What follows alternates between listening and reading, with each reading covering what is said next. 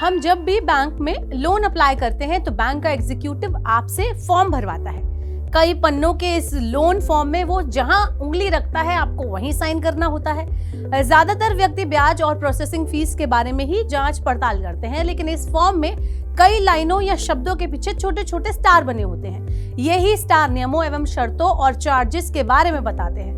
बहुत कम customer loan से जुड़े नियम शर्तों को पढ़ते हैं और ना ही बैंक एग्जीक्यूटिव से इनकी जानकारी लेते हैं और ना ही कोई इंटरेस्ट दिखाते हैं। जल्दबाजी में बैंक आप पर कई हिडन चार्जेस थोप देते हैं और जानकारी के अभाव में आप इन पर गौर करते ही नहीं।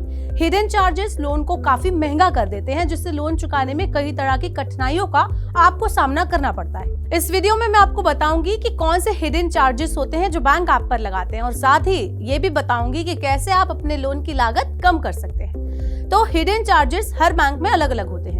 कुछ बैंक में इस प्रकार के चार्जेस की राशि फिक्स होती है, जबकि कुछ बैंक या एनबीएफसी के चार्जेस होम लोन राशि के परसेंटेज के रूप में फिक्स किए जाते हैं। सबसे पहला चार्ज लॉगिन फीस से जुड़ा होता है। इसे एप्लीकेशन चार्ज के रूप में भी जाना जाता है। ये लोन एप्लीकेशन का मूल्यांकन करने के लिए बैंक या कंपनी की तरफ से लिया जाने वाला एक शुरुआती यानी कि इनिशियल चार्ज है। इस स्तर पर लोन देने वाला ये आकलन करता है कि एप्लीकेशन में आगे की प्रोसेस के लिए जो जरूरी डॉक्यूमेंट हैं उनके साथ सभी सटीक जानकारी है या नहीं। यह फीस आमतौर पर 2,500 रुपए से लेकर 6,500 रुपए तक की होती है। आपका लोन मंजूर होने पर यह राशि प्रोसेसिंग फीस में से घटा दी जाती है। अगर लोन मंजूर नहीं हुआ तो लॉगिन फीस वापस नहीं मिलती है। बैंकों का दूसरा चार्ज होता है कन्वर्जन चार्ज। आम भाषा में इसे स्विचिंग चार्ज कहते हैं। ये जो चार्ज होता है ये तब लागू होता है जब आप अपने फ्लोटिंग रेट पैकेज को फिक्स रेट पैकेज या फिर फिक्स रेट पैकेज को फ्लोटिंग रेट में बदलते हैं। ये आमतौर पर बची हुई लोन राशि के 0.25% से 3% तक हो जाता है। एक और चार्ज होता है, वो होता है pre EMI charge. Home loan देने के बाद अगर लोन लेने वाले को घर का कब्जा मिलने में देरी होती है और जब तक घर खरीदने वाले को घर का कब्जा नहीं मिल जाता तब तक बैंक प्री ईएमआई जैसा एक साधारण ब्याज लेता है।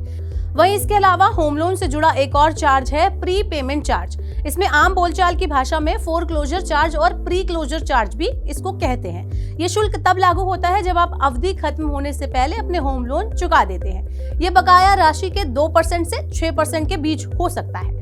बैंक कुछ स्थितियों में आपसे रिकवरी चार्जेस भी वसूलते हैं। ये चार्ज तब वसूला जाता है जब लोन लेने वाला महीने की किश्त नहीं भर पाता, उसका अकाउंट डिफॉल्ट हो जाता है। बैंक को उसके खिलाफ कोई कार्रवाई करनी पड़ती है। इस प्रक्रिया में जितना पैसा खर्च होता है वो ग्राहक से ही वसूला जाता है। होम लोन लेने के वक्त बैंक कई डॉक्यूमेंट्स का वेरिफिकेशन करता है। यहाँ प्रॉपर्टी का भी मूल्यांकन किया जाता है।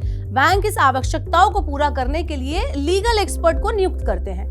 इस काम के बदले उन्हें फीस भी दी जाती है, लिहाजा बैंक होम लोन पर लीगल फीस भी आपसे ही वसूलते हैं।